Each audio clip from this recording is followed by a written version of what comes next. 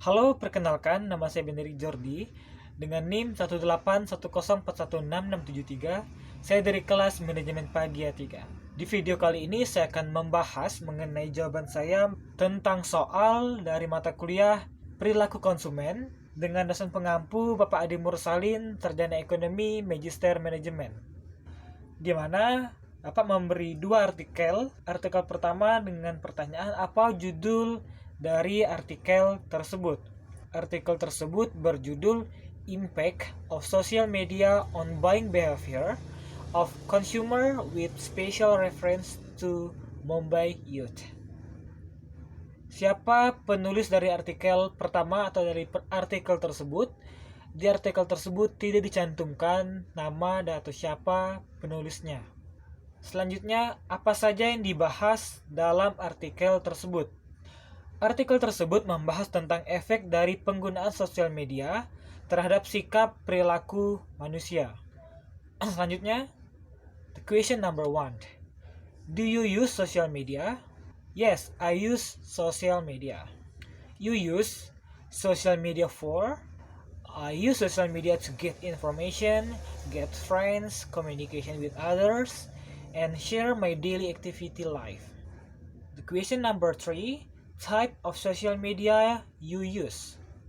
I use like Instagram, WhatsApp, Twitter, and Facebook also.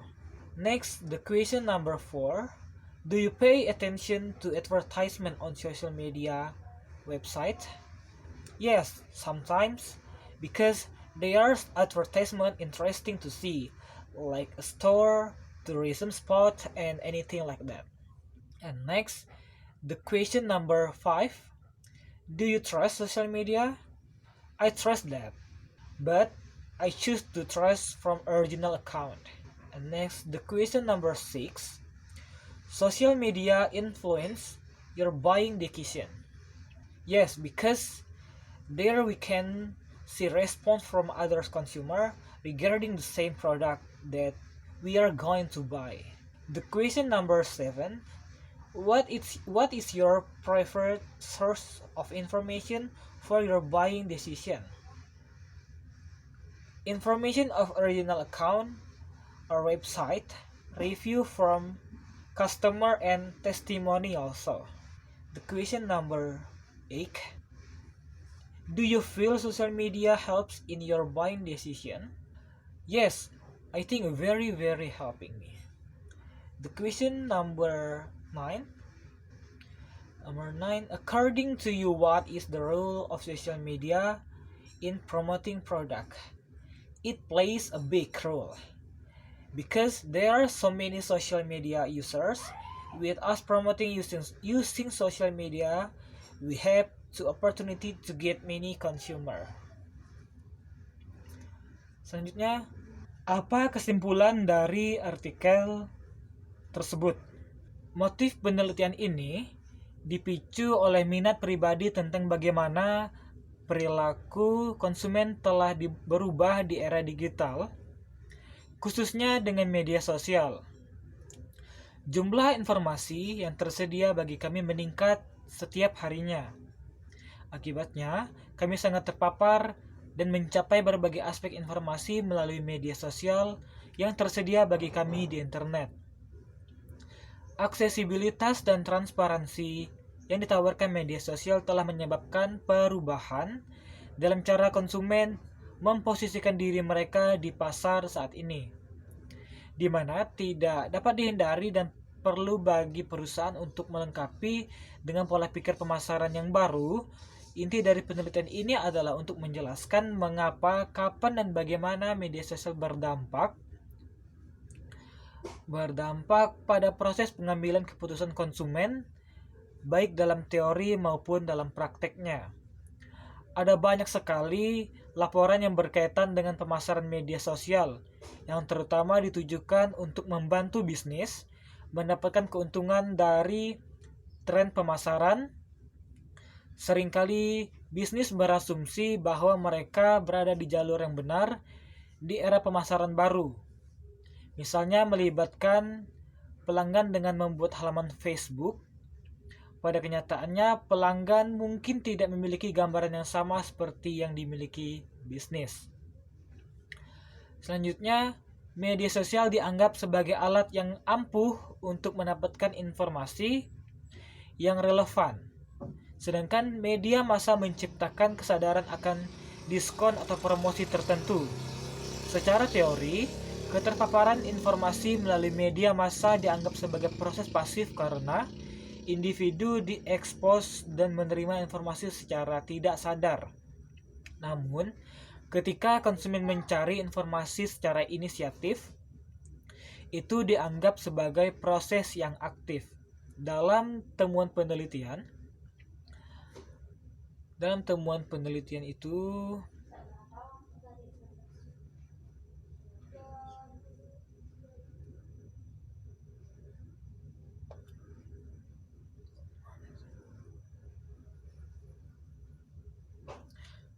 konsumen berperan aktif dalam proses perolehan informasi karena aksesibilitas dan ketersediaan informasi di platform media sosial. Aksesibilitas dan transparansi informasi yang ditawarkan media sosial kepada konsumen telah ditunjukkan di seluruh penelitian. Konsumen dapat mengakses informasi yang relevan tidak hanya dalam jangkauan yang luas, tetapi juga dalam kecepatan yang lebih cepat. Sebaliknya, konten yang tidak terkontrol dan terpantau sehingga berpeluang mendapatkan informasi palsu dan non-faktual yang menjadi perhatian konsumen. Banyak individu telah memperhatikan dan setuju bahwa dengan media sosial mereka dapat menyuarakan pendapat mereka dan berkomunikasi dengan konsumen lain dengan perusahaan secara lebih efektif. Namun, sekali lagi banyak dari mereka yang merasa tidak terdorong untuk menyuarakan tanggapan mereka dan menyampaikan komentar mereka kepada teman-teman atau anggota keluarga melalui media sosial. Dalam perspektif pemasar, jebakan ini dapat menjadi penghambat dalam kaitannya dengan pemasaran melalui media sosial. Dengan demikian, pemasar harus mengidentifikasi alasan dari perasaan negatif tertentu di antara konsumen dan mendorong konsumen untuk berpartisipasi dalam percakapan. Media sosial telah mengubah model komunikasi yang dulu ada di media massa, alih-alih membuat perusahaan menyampaikan pesan kepada publik di setiap saat. Media sosial telah mengembangkan komunikasi web antara pelanggan dan pemimpin opini yang berputar di sekitar mereknya. Akibatnya, arus komunikasi baru ini telah membangun interaktivitas dan komunitas di antara semua pengguna, yang pengaruhnya telah merambah dalam setiap tahapan proses pengambilan keputusan. Pengaruh ini tercermin dari pendapat yang dikumpulkan. Dari temuan penelitian ini, terlihat bahwa konsumen di Mumbai secara aktif memanfaatkan platform media sosial sebagai alat dalam memvalidasi keputusan pembelian. Namun, konsumen dianggap tidak aktif dalam menyebarkan informasi dari mulut ke mulut kepada orang lain dengan platform media sosial yang tersedia. Konsistensi dalam pengumpulan data dan teori waktu yang dihormati terkait dengan perilaku konsumen dan kerangka kontemporer mengenai pemasaran media sosial menunjukkan bahwa esensi perilaku konsumen masih tetap sama bahkan setelah munculnya media sosial, di mana individu harus pergi melalui semua tahapan sebelum pembelian, alih-alih langsung keputusan pembelian setelah pikiran pembelian dipicu. Penelitian mendatang mengingat keterbatasan waktu dan ruang lingkup penelitian ini.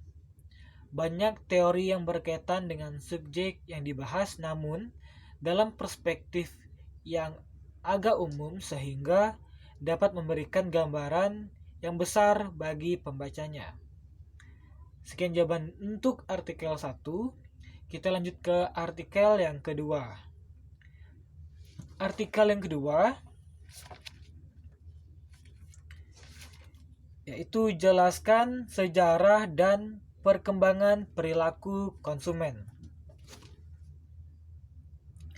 Sejarah dan perkembangan perilaku konsumen. Awal mula perkembangan perilaku konsumen bersumber dari berkembangnya konsep pemasaran.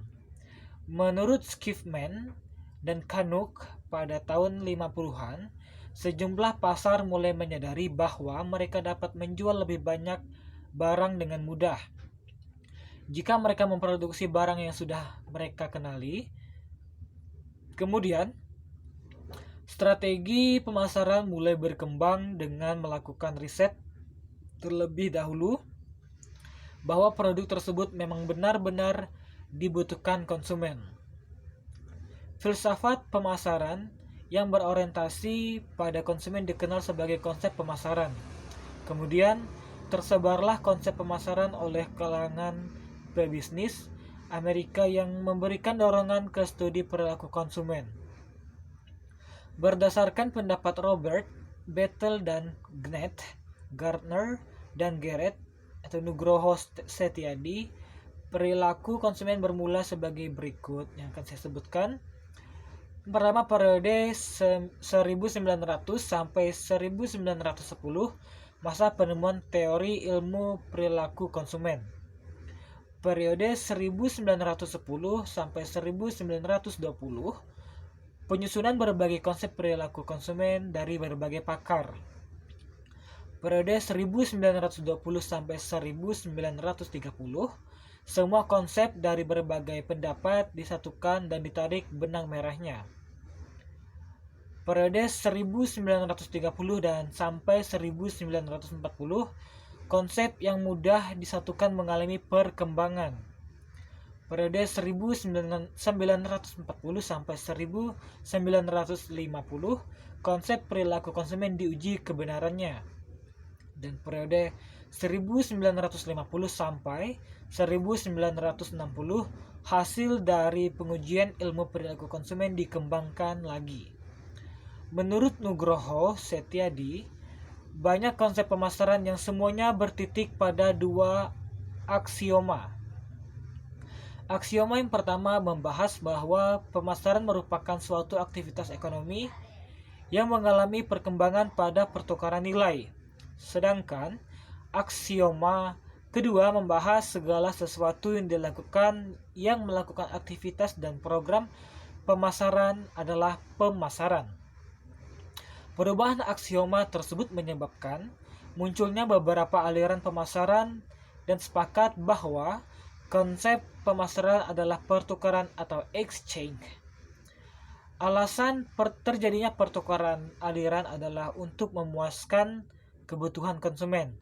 Menurut Houston dan Geisenhammer pada tahun 1967 dan Bagozzi pada 1975. Konsep pertukaran sebagai pertukaran merupakan konsep yang sudah lama disetujui oleh para pakar pemasaran.